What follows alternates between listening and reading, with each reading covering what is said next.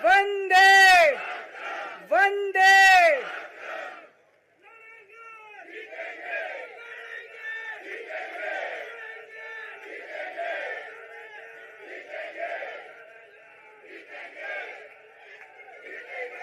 मंच पे बैठे हुए मेरे सभी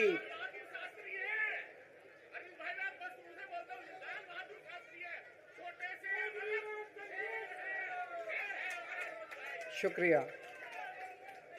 मंच पे बैठे हुए मेरे आम आदमी पार्टी के सभी साथीगण, नेतागण, आज यहाँ पे इतनी बड़ी संख्या में आए हुए सभी भाइयों बहनों और जो टीवी के माध्यम से इस वक्त देश भर में लोग देख रहे हैं, उन सभी भाइयों बहनों, माताओं, बुजुर्गों, बच्चों, आप सब लोगों को मेरा नमस्कार, सबको मेरा प्रणाम।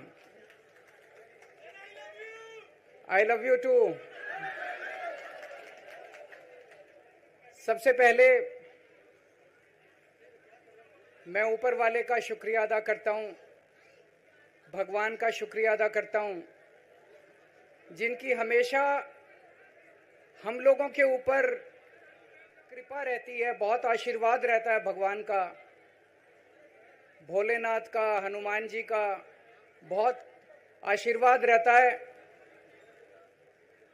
इसी वजह से इतनी बड़ी बड़ी मुसीबतों से निकल के हम लोग आते हैं। इतने बड़े बड़े सामने हमारे दुश्मन हैं जिनसे लड़के हम लोग सफल होते हैं। एक छोटी सी पार्टी जिसने इस देश की राजनीति बदल के रख दी। मैं इसीलिए सबसे पहले ऊपर वाले का पूरे सम्मान के साथ शुक्रिया अदा करता हूं और आशीर्वाद चाहता हूं।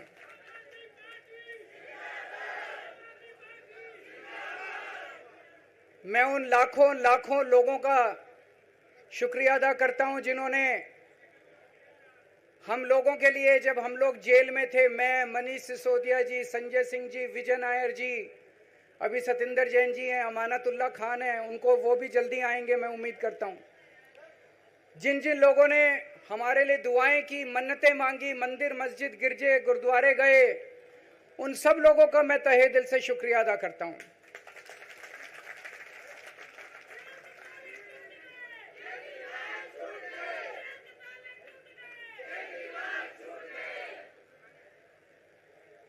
जेल में काफी वक्त मिला सोचने का, पढ़ने का, और कई किताबें पढ़ी, पॉलिटिकल किताबें पढ़ी, अपने स्वतंत्रता के आंदोलन की किताबें पढ़ी, गीता कई बार पढ़ी, रामायण पढ़ी, महाभारत पढ़ी। आज मैं अपने साथ एक किताब लेके आया हूं, ये भी मैंने कई बार पढ़ी, भगत सिंह की जेल डायरी। आप लोगों ने पढ़ी है? पढ़ना इसको जरूर, खरीद लेना, खरीद के इसको पढ़ना, भगत सिंह की जेल डायरी। जब भगत सिंह जेल में थे, आज से 90-95 साल पहले, उन्होंने जेल के अंदर अपने लेख लिखे थे, वो लेख इसमें हैं। और जेल के अंदर से उन्होंने बाहर कई लोगों को खत लिखे थे, उन्होंने अपने क्रांतिकारी साथियों को खत लिखे थे, उन्होंने देश के युवाओं के नाम खत लिखे थे। बलिदान से पहले साथियों को अंतिम पत्र 22 मार्च 1931। ये खत उन्होंने जेल से लिखा और उनके साथियों तक पहुंचाया अंग्रेजों ने। बटुकेश्वर दत्त की बहन प्रोमिला को पत्र, बचपन के दोस्त जयदेव गुप्ता को पत्र, वाइसरॉय को पत्र, ये सारे पत्र अंग्रेजों ने भगत सिंह के पहुंचाए। युवाओं के लिए जो पत्र लिखा, वो पत्र बकायदा युवाओं सुनाया गया। भगत सिंह की शहादत के 95 साल बाद आजाद भारत के अंदर एक क्रांतिकारी मुख्यमंत्री जेल गया। मैं अभी जेल गया, मैंने जेल से एक ही पत्र लिखा था एलजी साहब को।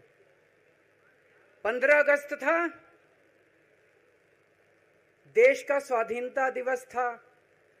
देश के आजादी के दिवस के ऊपर दिल्ली का मुख्यमंत्री दिल्ली सरकार की तरफ से झंडा फहराता है।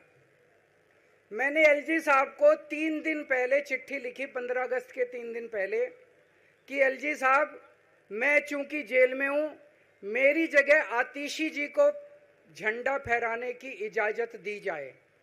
कुछ गलत तो नहीं लिखा?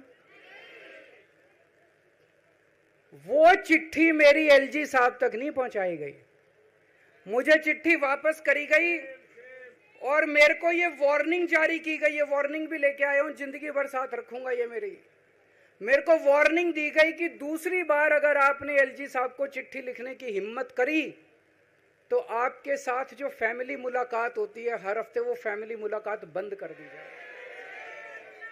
मैं मन में सोच रहा था, अंग्रेजों ने भी नहीं सोचा था कि आजाद भारत के अंदर 95 साल के बाद अंग्रेजों से ज्यादा क्रूर और अत्याचारी शासक इस देश के ऊपर आएगा। आपने सुना होगा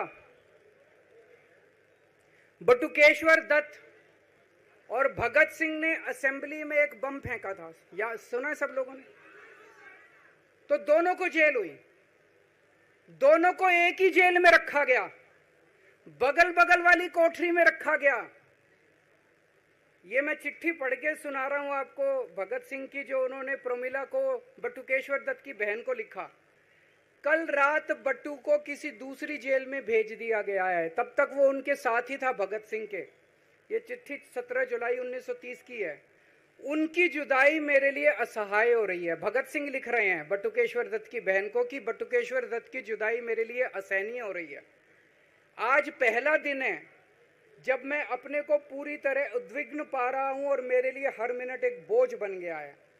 एक मित्र से जुदा होना सचमुच सगे भाई से भी ज्यादा प्रिय थे मेरे को बटुकेश्वर। तो दोनों साथ रहते थे। 95 साल के बाद केजरीवाल एक ही केस में जेल जाते हैं। मनीष सिसोदिया को अलग जेल में रखते हैं, मेरे को अलग जेल में रखते हैं, साथ मिलने की इजाजत नहीं दी जाती। आजादी की लड़ाई जब हुई, जवाहरलाल नेहरू जेल गए, महात्मा गांधी जेल गए, बाबा साहब अंबेडकर जेल गए, चंद्रशेखर आजाद जेल गए, अशफाकुल्ला जेल गए, कितने स्वतंत्रता सेनानी जेल गए, कई कई सालों तक जेल गए। जब वो जेल जाते थे, उनसे मुलाकात के लिए उनके साथी उनसे मिलने जाया करते थे, उनके घर के लोग जाते थे, उनके रिश्तेदार उनसे मिलने जाते थे, और जब वो मिलने के लिए जाते थे वो उनसे पॉलिटिकल बातें करते थे। वो उनसे बातें करते थे कि कैसे अंग्रेजों को उखाड़ के फेंकना है, जब मिलने के लिए जेल में जाते थे। जब मैं जेल में था, एक दिन संदीप पाठक मेरे से मिलने के लिए आया। मैं भी पॉलिटिकल आदमी हूं, वो भी पॉलिटिकल, हमारी पार्टी का संगठन मंत्री है। आके उसने मेरे से पॉलिटिकल बातें करी। और क्या करता, रोमांटिक बातें थोड़ी करता। तो पॉलिटिकल आदमी वो, पॉलिटिकल आदमी मैंने उससे पूछा देश में क्या चल रहा है, उसने देश की पॉलिटिकल हालत बताई। मैंने उससे पूछा पार्टी में क्या चल रहा है, उसने संदीप पाठक को ब्लैकलिस्ट कर दिया गया, उसके बाद मेरे से मिलने नहीं दिया गया। सिंह जब फांसी पे चढ़े, उन्होंने सपने में भी नहीं सोचा था कि ऐसा भारत होगा। आज से 95 साल के बाद इस देश के अंदर इतनी क्रूर और अत्याचारी सरकार आएगी कि अंग्रेजों को भी पीछे छोड़ देगी। दोस्तों,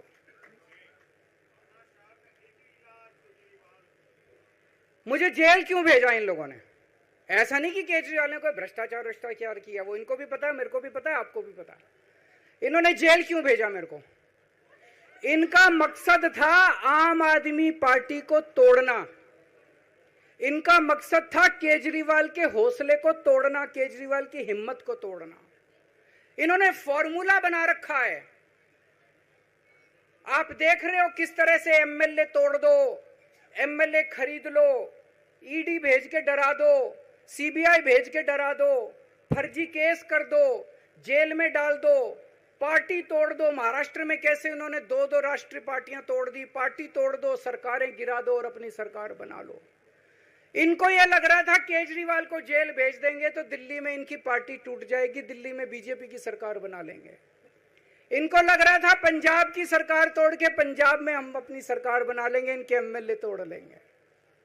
लेकिन हमारी पार्टी नहीं टूटी, हमारे एमएलए तो छोड़ो, कार्यकर्ता भी नहीं टूटे।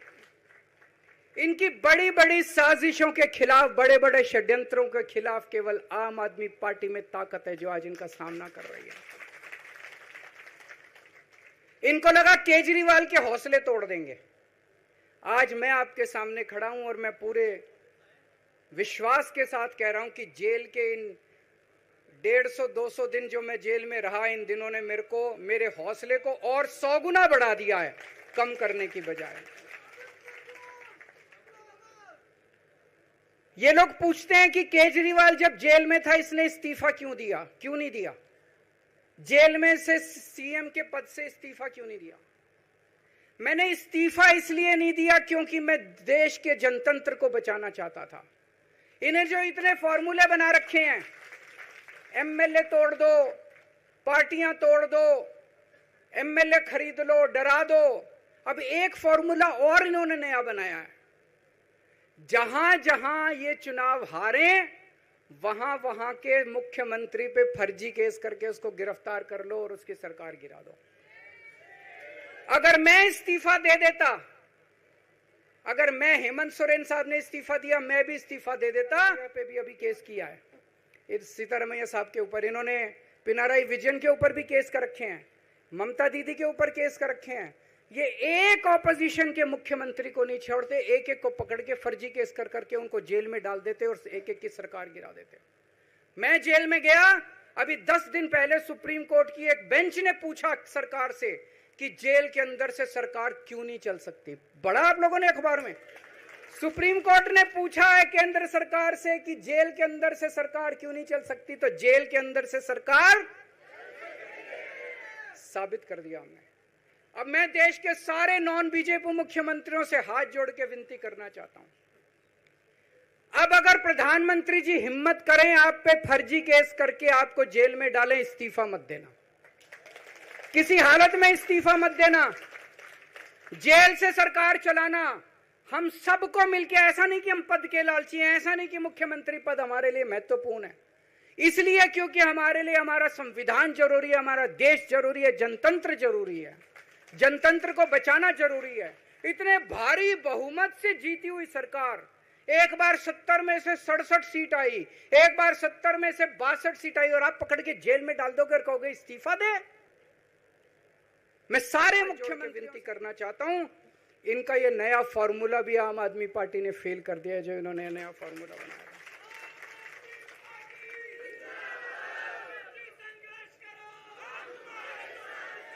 आज इनकी हर षड्यंत्र, हर साजिश से सामना करने की ताकत आम आदमी पार्टी में है। क्यों? क्योंकि हम ईमानदार हैं। दिल्ली में सरकारी स्कूल थे, गरीबों के बच्चे सरकारी स्कूल में पढ़ने जाया करते थे। सरकारी स्कूलों की हालत बहुत खराब थी, गरीबों के बच्चों का कोई भविष्य नहीं था। 16 लाख बच्चे दिल्ली के सरकारी स्कूलों में पढ़ते थे। टूटे फूटे टिन के स्कूल थे, डिब्बे थे, स्कूल क्या डिब्बे थे, कोई पढ़ाई नहीं होती थी, गरीबों के बच्चों का भविष्य खराब था। उन गरीबों के बच्चों को पिछले 10 साल के अंदर 18 लाख बच्चों को हमने सरकारी स्कूल अच्छे बना के भविष्य दिया है। हम ये कैसे कर पाए? हम ये कर पाए क्योंकि हम ईमानदार हैं। आज अगर किसी के घर में कोई बीमार हो जाए, प्राइवेट में ले जाओ, लाखों लाखों रुपए खर्च हो जाते हैं। अगर थोड़ी सी सीरियस बीमारी हो, छोटी सी बीमारी हो, 10-15 हजार रुपए कहीं नहीं गए इन बड़े बड़े। दिल्ली के अंदर हर सरकारी अस्पताल को शानदार बनाया, नए नए सरकारी अस्पताल खोले, गली गली में मोहल्ला क्लिनिक खोला, लोगों की चाहे अमीर हो चाहे गरीब हो, सबका इलाज, सबकी दवाइयां, सबके टेस्ट, पूरा इलाज मुफ्त कर दिया। क्यों? क्योंकि हम ईमानदार हैं। आज दिल्ली की महिलाएं जब बस में सफर करती हैं, उनकी टिकट नहीं लगती। बाकी देश की सरकारें घाटे में चल रही हैं, दिल्ली की सरकार ये सब सुविधा देने के बावजूद फायदे में चल रही है। क्यों? क्योंकि हम ईमानदार हैं। आज दिल्ली के अंदर इतनी सुविधाएं, 24 घंटे बिजली आती है आज दिल्ली में, पहले 8-8 घंटे के पावर लगते थे। हम ये कर पाए क्योंकि हम ईमानदार हैं। आज दिल्ली के लोगों को फ्री बिजली मिल रही है, कैसे? क्योंकि हम ईमानदार हैं। आज दिल्ली में जगह जगह सीसीटीवी कैमरे लग गए, स्ट्रीट लाइट्स लग रही हैं, लोगों को तीर्थ यात्रा कराई जा रही है। इतने कच्ची कॉलोनियों के अंदर पिछले 75 साल में इतनी सड़कें और गलियां नहीं बनी जितनी पिछले 10 साल के अंदर में सड़कें और गलियां बना दी। 75 साल के अंदर दिल्ली में इतनी पानी की पाइपलाइन नहीं डली जितने पिछले 10 साल के अंदर पानी की पाइपलाइन डाल दी। कहां से आया पैसा? क्योंकि हम ईमानदार हैं। ये हमारी ईमानदारी से डरते हैं, ये हमारी ईमानदारी से डरते हैं। ये बिजली फ्री नहीं कर सकते, क्यों? ये बेईमान है। ये स्कूल ठीक नहीं कर सकते, इनकी 30-30 साल से सरकारें चल रही हैं कई राज्यों के अंदर, 25-25 साल से, 15-15 साल से इनकी सरकारें चल रही हैं। ये स्कूल ठीक नहीं कर सकते, अस्पताल ठीक नहीं कर सकते, ये फ्री इलाज नहीं दे सकते, ये बिजली फ्री नहीं कर सकते, ये 24 घंटे बिजली नहीं कर सकते। क्यों? ये बेईमान, ये बेईमान है। आज इन्होंने ईडी छोड़ दी, इनकम टैक्स छोड़ दिया, दिल्ली पुलिस छोड़ दी, इतने केस कर दिए हमारे ऊपर, और हम डट के खड़े हैं इनके खिलाफ, इनका मुकाबला कर रहे हैं, क्योंकि हम ईमानदार हैं। इसलिए ये मेरे को बेईमान साबित करना चाहते हैं, ये मेरे को बेईमान साबित करना चाहते हैं। मेरे ऊपर कीचड़ फेंक रहे हैं, मेरे ऊपर लांछन लगा रहे हैं, मुझे सुबह शाम गालियां देते हैं, लेकिन मेरे लिए बीजेपी इंपॉर्टेंट नहीं है, मेरे लिए आप लोग इंपॉर्टेंट हो। अगर देश की जनता, दिल्ली की जनता को लगता है केजरीवाल बेईमान है, के लिए सीएम की कुर्सी पे भी नहीं बैठूंगा, 1 मिनट के लिए मैं बैठने को तैयार नहीं। मैंने अपने जीवन में कुछ नहीं कमाया, मेरा बैंक अकाउंट खाली है, हमारी पार्टी का बैंक अकाउंट खाली है। मैंने जिंदगी में कुछ नहीं कमाया, अपनी इज्जत और अपनी ईमानदारी के सिवा मेरे पास कुछ नहीं आया। इनकम टैक्स में कमिश्नर की नौकरी करता था, 2000 में नौकरी छोड़ के सन 2000 से 2010 तक 10 साल मैंने दिल्ली की झुग्गियों के अंदर बिताए हैं। कुछ महीने दिल्ली की झुग्गियों में जाके रहा मैं, झुग्गी के अंदर, नंद नगरी, सुंदर नगरी की झुग्गियों के अंदर मैंने गली गली में खाक छानी है कि गरीब आदमी रहता कैसे, उसके घर का गुजारा कैसे चलता है। अगर पैसे कमाने हो तो इनकम टैक्स कमिश्नर की नौकरी बुरी नहीं थी। और जब मैंने नौकरी छोड़ी थी तब कोई पार्टी नहीं थी, कुछ नहीं थी। ऐसा नहीं था कि उस टाइम ये था मुख्यमंत्री बनने चला था या कोई पार्टी, कुछ नहीं था, कोई भविष्य नहीं था, केवल देश के लिए जुनून था कि देश के लिए कुछ करना है, देश के लिए कुछ करने हैं। 49 दिन की सरकार के बाद इस्तीफा दिया था, अपने असूलों के लिए इस्तीफा दिया था, किसी ने इस्तीफा मांगा नहीं था, अपने आप इस्तीफा दिया था।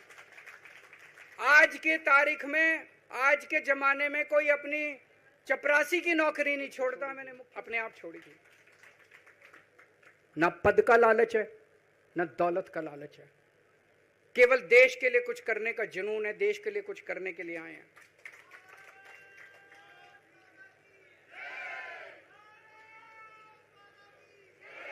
इन्होंने मेरे ऊपर आरोप लगाए, मनीष जी के ऊपर आरोप लगाए हैं। इस देश का जो सबसे कठोर कानून है, ईडी का कानून, पीएमएलए, जिसमें बेल भी नहीं मिलती, बेल मिलनी भी मुश्किल है, उसके अंदर हमारे ऊपर तरह तरह के इन लोगों ने आरोप लगाए हैं। कोर्ट से हमको बेल मिल गई, उसके बावजूद आज की तारीख में, आज जो स्थिति है, इससे फालतू कोर्ट और कुछ नहीं कर सकता था जितना कोर्ट ने कर दिया हमारे पक्ष में। हम कोर्ट के बहुत शुक्रगुजार हैं। कोर्ट ने हमें बेल दे दी, अभी बेल तक ही दे सकता था।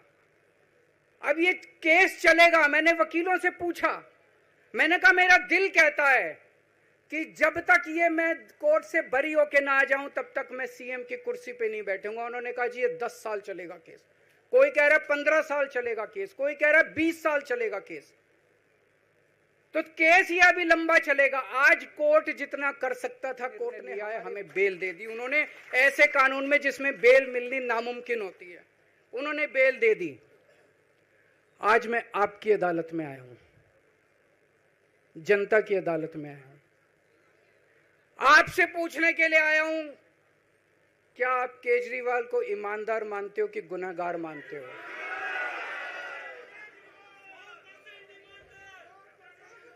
मैं दिल्ली की जनता से पूछना चाहता हूं, मैं देश की जनता से पूछना चाहता हूं कि क्या केजरीवाल ईमानदार है कि गुनहगार है? दोस्तों,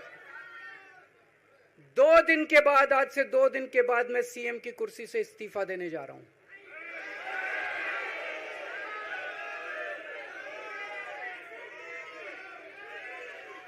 और मैं तब तक सीएम की कुर्सी पे नहीं बैठूंगा जब तक जनता अपना फैसला ना सुना दे। मैं जनता के बीच में जाऊंगा, गली गली में जाऊंगा, घर घर में जाऊंगा, और जब तक जनता अपना फैसला ना सुना दे कि केजरीवाल ईमानदार है, तब तक मैं सीएम की कुर्सी के ऊपर नहीं बैठूंगा।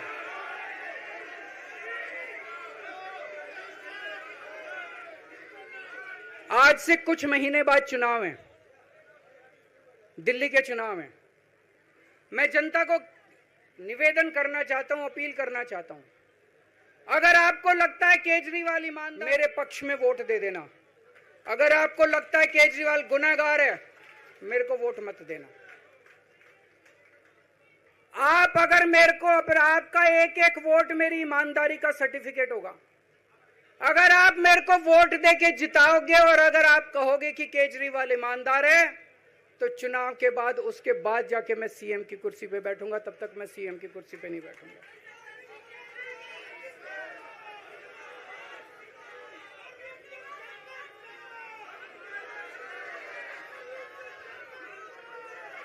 आपको लग रहा होगा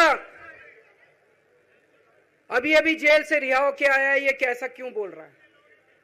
अभी अभी जेल से रिहाई होके आया है, अब ये इस्तीफा क्यों दे रहा है? इन्होंने मेरे ऊपर आरोप लगाया है। इन्होंने आरोप लगाया है कि केजरीवाल चोर है। इन्होंने आरोप लगाया है केजरीवाल भ्रष्टाचारी है।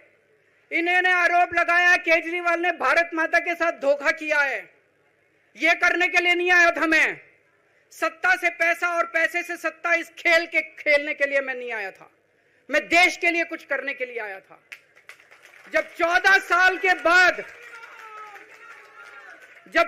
साल के बाद भगवान राम वनवास से लौटे, सीता मैया को अग्नि परीक्षा देनी पड़ी थी। जेल से आया हूं, मैं अपनी अग्नि परीक्षा देने के लिए तैयार हूं।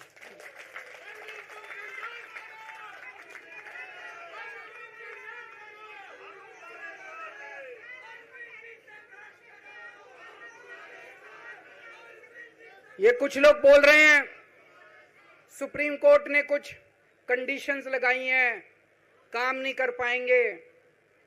पिछले 10 साल में इन लोगों ने कंडीशन लगाने में कोई कसर छोड़ी थी? एलजी साहब ने कंडीशन लगाने में कोई कसर छोड़ी थी? केंद्र सरकार ने 1 कानून, 2 कानून, 3 कानून, कानून पे कानून डाल के मेरी पावर छीन ली, पर आपके काम बंद नहीं होने दिए मैंने। ये कंडीशन हमारे लिए कोई वो नहीं रखती, कोई हमारे लिए अड़चन पैदा नहीं करती ये कंडीशन। इन कंडीशन को भी देख लेंगे, लेकिन मेरे लिए जो मायने रखता है वो है मैंने अपनी जिंदगी में ईमानदारी कमाई है।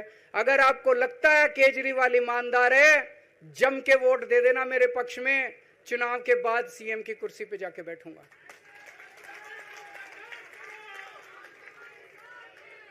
फरवरी में चुनाव है।